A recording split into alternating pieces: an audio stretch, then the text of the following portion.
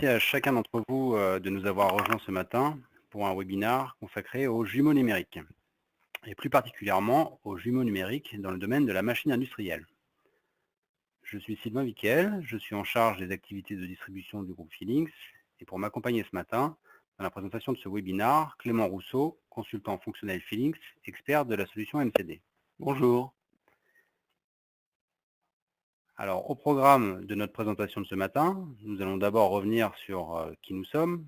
Malgré que nous comptions un certain nombre de clients parmi notre auditoire, nous n'avons pas encore la chance de collaborer avec beaucoup d'entre vous. Ensuite, nous reviendrons assez brièvement sur le concept de l'industrie du futur et la manière dont Feelings se positionne au travers de ses expertises. Nous ferons ensuite un focus plus particulier sur une solution Siemens, à savoir la solution NXMCD, qui occupera la plus grande partie de notre temps ce matin. Et nous conclurons sur quelques références clients avec lesquelles nous avons le privilège de pouvoir travailler. Donc le groupe Feelings met à disposition ses expertises depuis 1999 et a deux pôles d'activité distincts qui sont le pôle industrie et le pôle biomédical. Parmi les clients de Feelings, nous pouvons compter tout type de société, de la très petite entreprise au groupe international. Et le groupe Feelings se caractérise par une culture d'entreprise qui est véritablement orientée client et où chacun de nos collaborateurs est avant tout au service de nos clients. Le positionnement qui est le nôtre, en fait, consiste à être le partenaire stratégique de nos clients pour les accompagner dans la mise en place de solutions qui leur permettent de bénéficier d'une vue 360 degrés, tant sur le plan de la stratégie de développement de produits que dans la gestion et la valorisation de l'information. Pour ce faire, nous pouvons nous appuyer sur différents pôles d'expertise et nous avons la singularité de chercher en outre l'interopérabilité des systèmes d'information exploités afin de permettre à nos clients d'aboutir à une chaîne numérique complète et adaptée à leur métier. Notre organisation est la suivante. Nous avons un siège social qui est situé à Lyon et des agences un petit peu partout sur le territoire national. Nous avons également une filiale en Suisse et nous sommes a priori en train de pouvoir ouvrir une filiale aux États-Unis. Le chiffre d'affaires du groupe, une dizaine de millions d'euros et 75 personnes et une croissance très importante puisque nous avons l'objectif d'être à 20 millions d'euros d'ici 4 ans. Voilà. Nous allons poursuivre sur le pôle d'excellence industrie du futur, qui est un pôle spécifiquement dédié aux activités liées à l'industrie du futur. Un petit rappel néanmoins, donc Feelings est un membre actif du Syntec numérique. Le Syntec numérique est un groupement d'entreprises qui regroupe en fait tous les professionnels de l'écosystème numérique français. Donc on a parmi ces sociétés des sociétés type ECN, donc des entreprises du service du numérique, des sociétés en conseil de technologie et des éditeurs de logiciels. Nous avons donc chez Feelings toute une équipe d'experts, dont Clément est un membre éminent, afin d'accompagner les projets autour de la numérisation de la chaîne de valeur, la mécatronique, l'Internet des objets, la réalité augmentée et virtuelle et la fabrication additive. Alors, la numérisation de la chaîne de valeur, qu'est-ce que c'est?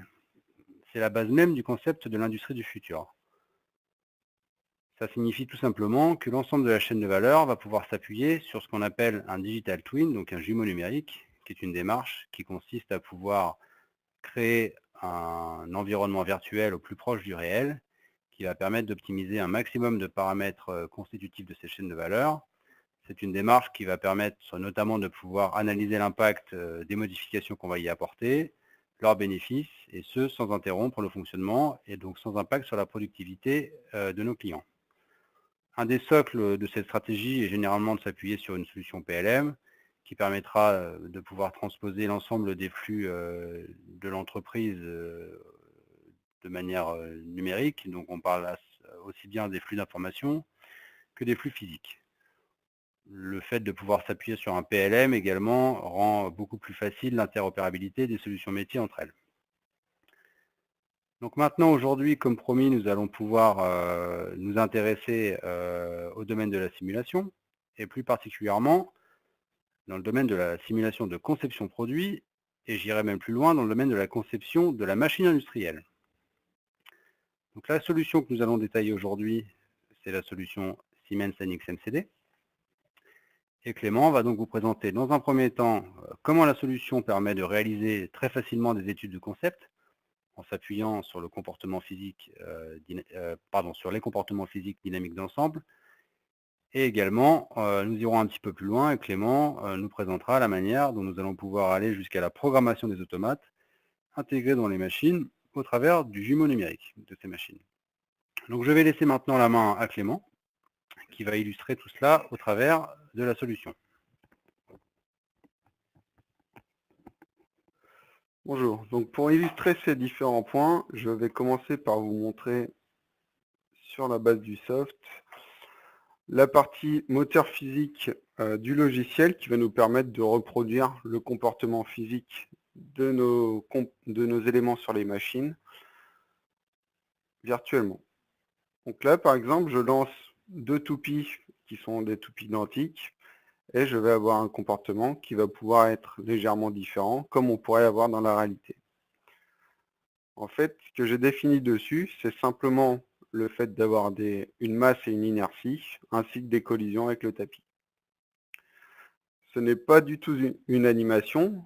Ici, c'est vraiment le moteur physique qui va gérer le comportement des éléments et je vais pouvoir créer des perturbations, soit avec ma souris, soit plus tard, on le verra avec des actionnaires. Ça, c'est le cœur du logiciel qui nous permet d'obtenir une dynamique en temps réel. Une fois qu'on a vu ça, on va pouvoir passer à un exemple. Le but, dans cet exemple, ça va être de pouvoir étudier un concept. Donc là, on va travailler uniquement dans la partie MCD. On ne va pas programmer d'automate, mais ça va pouvoir nous permettre de récupérer des temps de cycle et ainsi de suite. Des efforts moteurs, on verra par la suite ce que ça peut nous donner.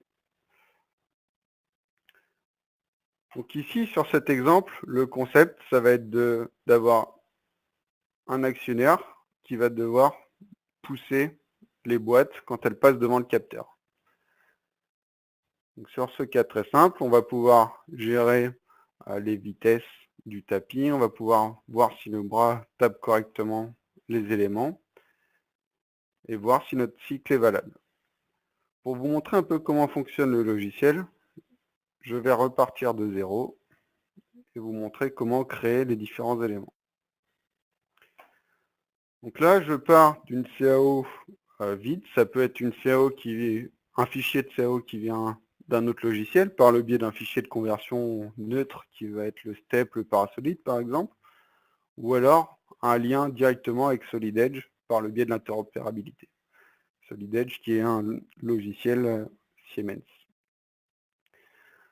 Dans un premier temps, une fois que le fichier est importé, si c'est de la conversion, on va pouvoir créer dessus, à l'aide de la fonction CoreRigid, la modélisation des inerties et des masses sur les éléments.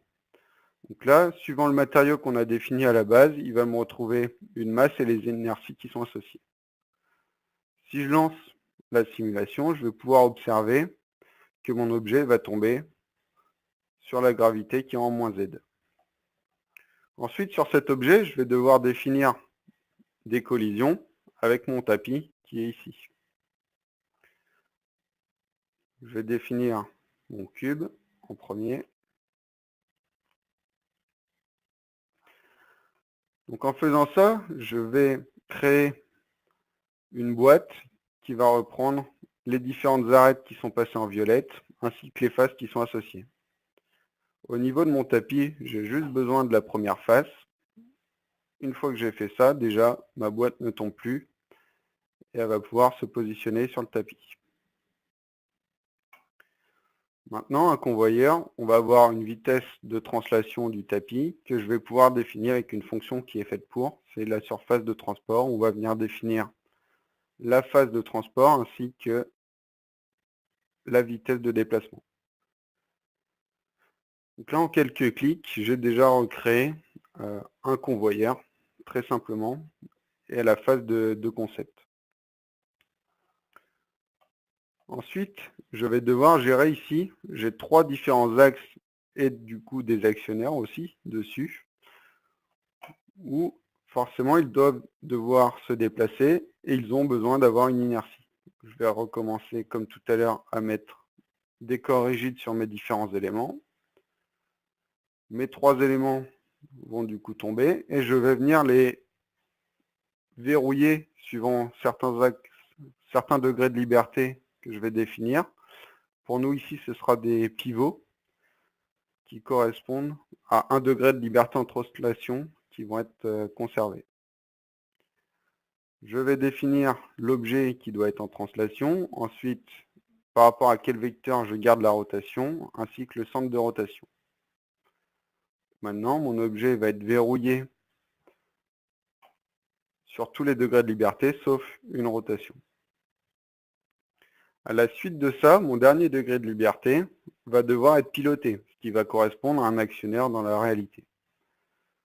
Pour faire cela, on a les objets contrôle de position ici. On va définir une valeur de destination, une vitesse. Si on le souhaite, et pour coller au plus près de la réalité, on va pouvoir mettre à la fois des accélérations limites et des saccades limites. Dans notre exemple, je vais rester uniquement sur des vitesses et destinations. Donc on aura une accélération qui sera infinie et on va directement être à la vitesse de consigne. Si je lance mon actionneur, maintenant il va être verrouillé à sa position et cette position-là, c'est nous qui devons la définir. En gros, j'ai défini mon premier actionnaire et je vais pouvoir après l'exploiter. Dans mon cas ici, ça va être dans le logiciel MCD. Et dans un deuxième temps, je vous montrerai comment les piloter par le biais d'un automate. Je vais reproduire la même chose sur les différents axes. Je définis mon point d'ancrage et le vecteur. Je vais définir mon contrôle de position. Cette fois-ci, je garde une position à 0 parce que je veux qu'il reste dans son état initial. Je verrai plus tard comment le piloter. Je vais refaire une dernière fois la même chose avec le dernier actionnaire.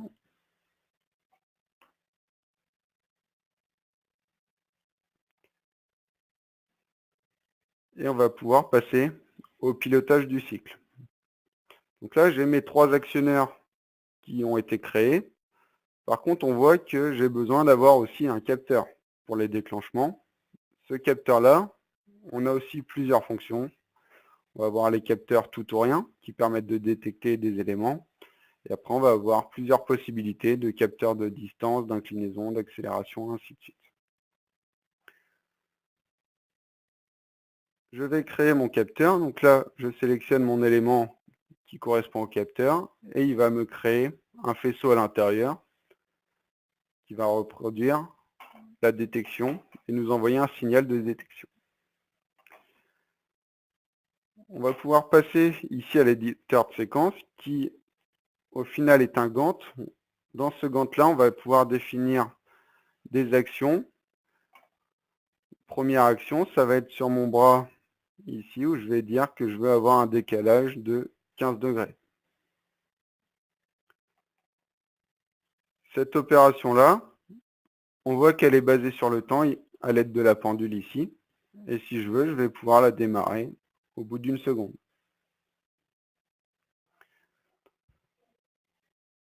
On a vu qu'il a fait son déplacement au bout d'une seconde. C'est presque ce qu'on souhaite avoir, sauf que moi, ce que je veux, c'est le déclenchement uniquement quand j'ai un capteur. Donc on a une deuxième partie qui se trouve ici, qui vont être les conditions. Et la condition, ça va être mon capteur. Quand il passe à vrai, on déclenche. Au passage, j'ai remarqué que l'axe n'était pas dans le bon sens. Je vais pouvoir le changer. Et le deuxième aussi. Là, normalement, il ne devrait rien se passer jusqu'à temps que ma boîte passe devant le capteur. Il fait bien son action. Deuxième étape, ça va être au niveau du deuxième bras, où là, je vais devoir faire aussi un mouvement pour pousser la caisse. Je crée une nouvelle opération sur mon objet. Je lui donne sa valeur de décalage. Et cette fois-ci, ma condition va être la fin du premier mouvement. Je ne vais pas avoir besoin de renseigner ici des conditions. je vais juste avoir besoin de lier les deux. Quand on fait des liaisons de ce type-là, le début de l'action correspond à la fin de l'action précédente.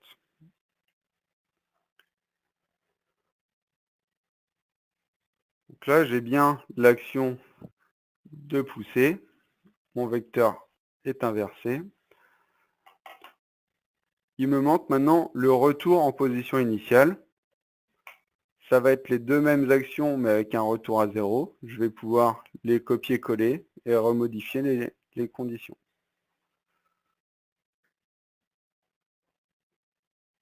Je remets en place mes liens qui vont permettre de faire les deux retours en même temps. Et ici, je vais repasser mes valeurs à 0 et enlever la condition. Là, je vais obtenir un cycle qui va être complet. Je vais pousser avec mes deux bras et je fais rentrer mes deux bras. Maintenant, pour l'instant, je n'ai qu'une caisse qui arrive. Sur une machine, il y a toujours plusieurs éléments. Il y a une fonction qui va nous permettre de faire venir, selon un pas de temps, un certain nombre d'objets. Moi, je pars du principe que sur ma machine, toutes les 2 secondes, il y a un nouvel objet qui arrive. Je vais le valider. Et du coup, toutes les 2 secondes, le logiciel va m'envoyer une nouvelle caisse. Donc là, on voit qu'il n'arrive pas à pousser. J'ai oublié de mettre un élément qui va être le corps de collision sur mon bras. Je vais pouvoir le définir de cette façon. Jusqu'à présent, on n'a vu que des collisions qui étaient en mode boîte. Ici, on voit que la représentation n'est pas idéale. Je vais pouvoir passer dans un mode convexe qui va coller au plus près de la réalité. Si je relance ma simulation, je vais voir ce que ça donne. Et là, on voit que, par exemple, soit mon tapis a une vitesse trop élevée, soit mes bras ne poussent pas assez fort. Donc là, on va pouvoir étudier un concept qui est le but du logiciel dans ce mode-là où on n'est pas connecté à un automate. Donc là, je vais pouvoir essayer avec une vitesse à 300.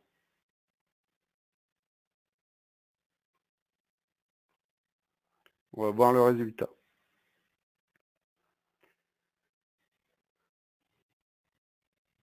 Donc là, on tape d'une façon beaucoup plus correcte. Après, on pourrait essayer de créer des perturbations, soit à l'aide de notre souris, soit par d'autres biais. Envoyer des caisses différentes. On peut tester pas mal d'éléments comme ça. Là, on voit qu'il n'a pas assez poussé. Si jamais j'accélère mes actionnaires, je vais pouvoir aussi regarder l'impact que ça va avoir sur nos pièces. Là, si je tape 2 fois plus fort, on va voir que nos boîtes vont peut-être être envoyées trop loin ou pas. Là, on voit que par exemple, ça met beaucoup de rotation. Est-ce qu'il ne faudrait pas rapprocher un petit peu le capteur pour taper plus au milieu de la boîte? On va pouvoir aussi visualiser ce qui se passe au niveau de nos axes en termes d'effort, de couple et de vitesse. Ces éléments-là, on va pouvoir les visualiser dans un inspecteur qu'on retrouve ici, ainsi que tous les éléments. Donc là, je vais pouvoir visualiser par exemple mon capteur. Je vais pouvoir aussi visualiser les vitesses positions qu'on va récupérer au niveau de mon axe.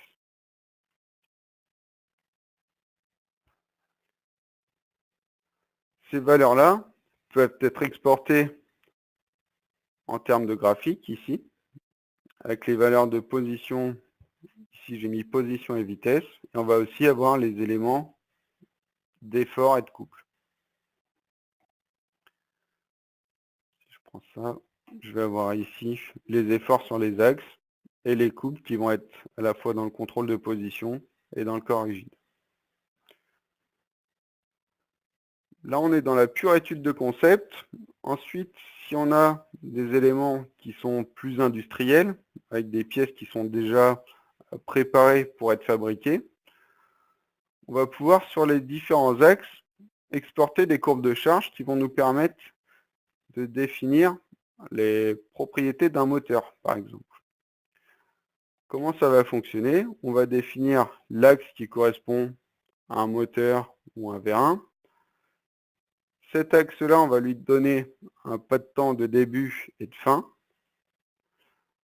Pendant ce temps-là, il va effectuer la simulation et ensuite il va nous sortir un rapport sur les valeurs de couple et sur les valeurs de vitesse. On a deux formats d'export. Ça va être soit le MDX qui correspond à un format Sizer, qui est un logiciel de dimensionnement moteur au niveau Siemens, ou alors, pour être plus libre, on va prendre un fichier CSV qui va être un fichier texte. Très bien Clément, donc on a pu voir au travers de cette première partie donc la manière dont on peut définir l'intelligence de la machine en tenant compte des comportements physiques de la machine. Alors maintenant, si on veut aller un petit peu plus loin, est-ce qu'on pourra regarder la manière dont se comporte un jumeau numérique complet? Tout à fait, on va y venir. Donc une fois qu'on a fait ça, ici on a vu la base du logiciel et la programmation de cycle dans le logiciel. On va passer à une nouvelle étape qui va être le pilotage par le biais d'un automate. Pour vous montrer cet exemple, ici j'ai une machine où je vais avoir deux axes linéaires, un axe X, un axe Y, ainsi qu'un axe du carton et un carrousel en rotation. Donc Clément, tu nous confirmes qu'on peut importer directement une étude mécanique issue d'une autre CAO ou éventuellement d'une CAO Siemens pour pouvoir bénéficier de l'interopérabilité complète. Tout à fait. On va pouvoir importer de n'importe quel logiciel par le biais d'un fichier de configuration, que ce soit STEP, Parasolid, IGES ou autre. On va aussi pouvoir dessiner dans Solid Edge et l'importer directement avec un lien qui nous permet de remettre à jour directement. Si je regarde au niveau de mes éléments que j'ai sur la machine, je vais avoir la même chose que tout à l'heure. Donc on n'a pas besoin de tout refaire. Si on a déjà fait une préétude au niveau du concept sur des pièces qui vont être industrielles, on va pouvoir récupérer ces fichiers-là. Et on aura déjà la partie des corps rigides qui nous permet de donner les inerties, les parties actionnaires qui nous permettent de verrouiller les degrés de liberté, ainsi que les contrôles de position pour créer l'actionnaire.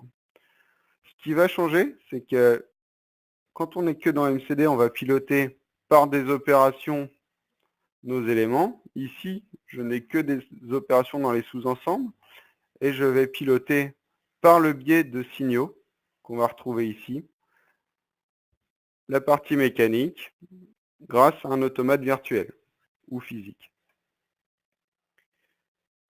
Si je vais au niveau de mon automate ici, j'ai un projet où je vais retrouver dans mon automate un réseau. Dedans, je vais avoir un automate principal. Pour ma part, c'est un S7-1500 avec derrière des périphéries décentralisées qui vont être 4 variateurs moteurs pour les axes et un ET200SP pour les signaux booléens. Je vais aussi avoir un pupitre qui va être virtualisé. On peut aussi avoir cette partie-là, la partie pupitre et automate physiquement connectés à MCD. Donc ici, je vais avoir mon automate virtuel qui va être virtualisé dans PLC Sim Advance avec ses périphéries décentralisées, ainsi que mon pupitre virtualisé à l'aide de WinCC Advance.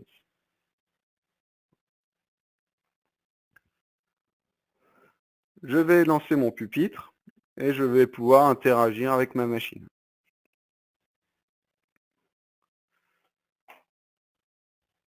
Donc ici, je suis sur mon pupitre virtuel qui est connecté avec mon automate qui va piloter cette machine.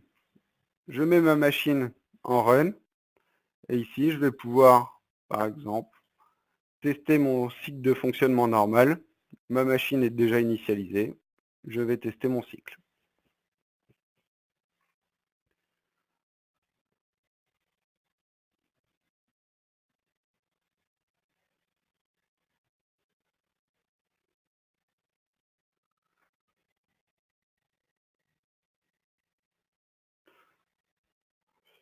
Là, on peut voir par exemple que mes bouteilles se déplacent un petit peu rapidement et qu'elles ont tendance à basculer. on va pouvoir, par exemple, gérer les vitesses et les accélérations de déplacement de mon axe, de mon VR1, et ajuster ces éléments. On va pouvoir aussi tester et valider nos hauteurs qu'on va avoir sur le carrousel et sur la descente. Donc là, j'ai vu que ma vitesse était un petit peu élevée au niveau de mon axe carton. Je vais pouvoir la descendre. Je vais la diviser par 2 pour essayer. Et mes accélérations par 10.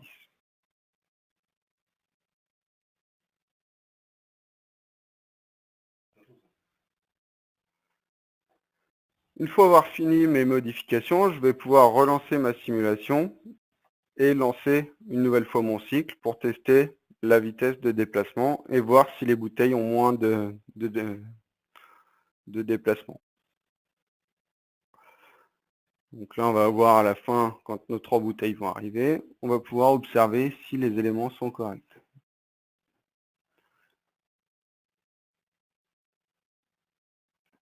On a moins de déplacement, il va peut-être falloir quand même encore réduire la vitesse. On verra ça. Ici, on peut voir aussi que la hauteur n'est pas forcément exactement bonne. Donc, ce que je peux faire, ça va être aussi jouer sur mes paramètres initiaux pour une bouteille de 1 litre. Dans mon cas, ici, c'est 1 litre.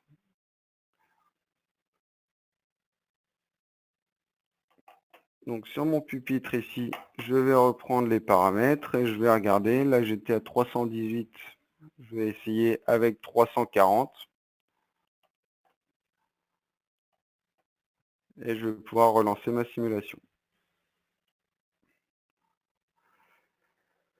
Ces éléments vont pouvoir vous permettre aussi, par exemple, si jamais vous avez une machine qui a déjà été conçue et que vous avez des modifications à faire pour reprendre, par exemple, une bouteille d'1,5 litre, vous allez pouvoir tester et mettre en place des valeurs avant même d'avoir la machine, ce qui va vous permettre de moins arrêter la machine en production.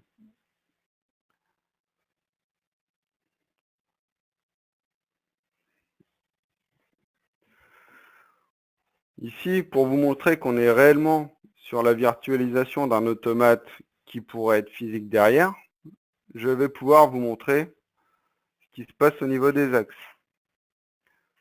Je vais me mettre en ligne sur mon automate et je vais pouvoir vous montrer sur un axe qui va être mon axe X ici, l'état du mouvement qu'on va avoir.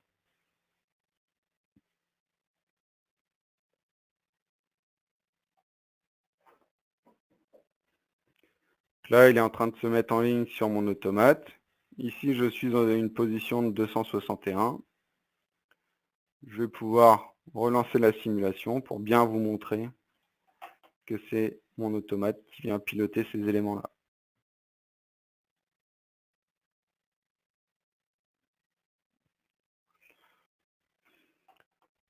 Au niveau de la connexion entre notre automate et la partie NX, MCD, on retrouve une passerelle qui va être un peu plus qu'une passerelle. Si je regarde au niveau de mes axes, je ne vais faire que transférer des valeurs de mon automate vers MCD.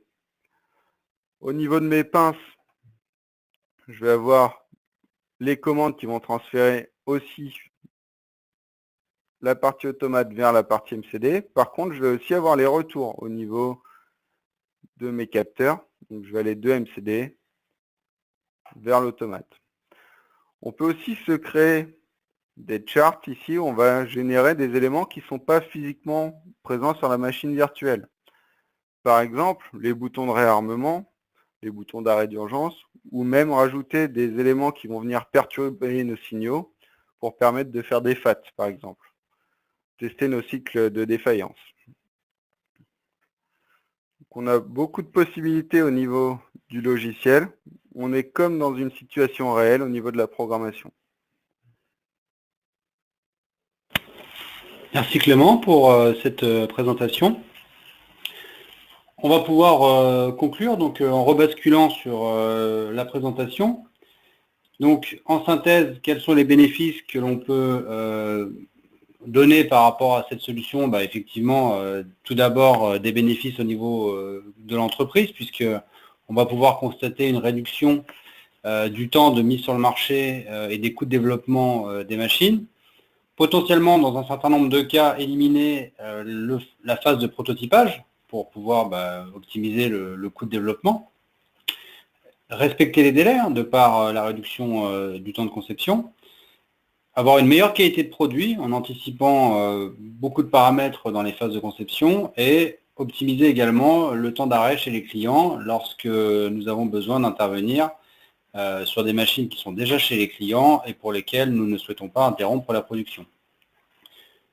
Si l'on regarde au niveau des différents services de l'entreprise, on a des bénéfices, notamment au niveau du bureau d'études automatique, puisqu'on a puisqu'on a une meilleure collaboration entre les métiers, entre les mécaniciens, les automaticiens, les électriciens notamment. On peut programmer et tester en parallèle donc, du travail des mécanos. On accélère, comme on le disait tout à l'heure, les processus de conception et on peut faire des préétudes conceptuelles pour pouvoir prendre les bonnes directions, faire les bons choix techniques dès le départ des projets. Donc on gagne, de par ce fait, beaucoup en termes de confiance sur le travail que l'on est en train de réaliser. Pour les mécaniciens également, on bénéficie d'une meilleure collaboration, là encore avec les autres bureaux d'études, notamment celui des automaticiens. Et on va pouvoir accélérer également le travail et les processus de conception, donc pour pouvoir gagner en confiance pendant ces phases de conception. Et dans les deux cas, on diminue les risques de casse-machine à la mise en route, puisqu'on a pu anticiper sur les paramètres de réglage des machines. On a déjà quelques clients qui utilisent la solution. On peut parler d'un client qui a été lauréat en 2017 Industrie du Futur, qui est la société Dufeu Aéronautique, située dans l'Isère. Donc, Feelings a accompagné ce client dans la réalisation d'un POC, donc d'un Proof of Concept sur un jumeau numérique sur une machine avec robot, commande numérique et centre d'usinage. Donc, au terme du projet, on a pu constater une réduction de 30% du temps de démarrage sur ces clients. Donc, c'est un gain, je pense, très significatif sur lequel on peut communiquer aujourd'hui. Pour conclure, quelques clients qui font confiance aujourd'hui au groupe Feelings. Donc, comme vous le constaterez, on travaille dans différents secteurs d'activité. Surtout, ce qui est important pour nous, c'est que vous puissiez prendre contact avec nous si vous avez montré de l'intérêt à cette solution MCD. Et nous pourrons partager avec vous sur les différents cas d'usage que vous avez peut-être déjà imaginés et complémentaires à ceux qu'on a pu exposer aujourd'hui. Il nous reste à vous remercier pour votre temps et nous vous souhaitons une très bonne journée. Merci, bonne journée.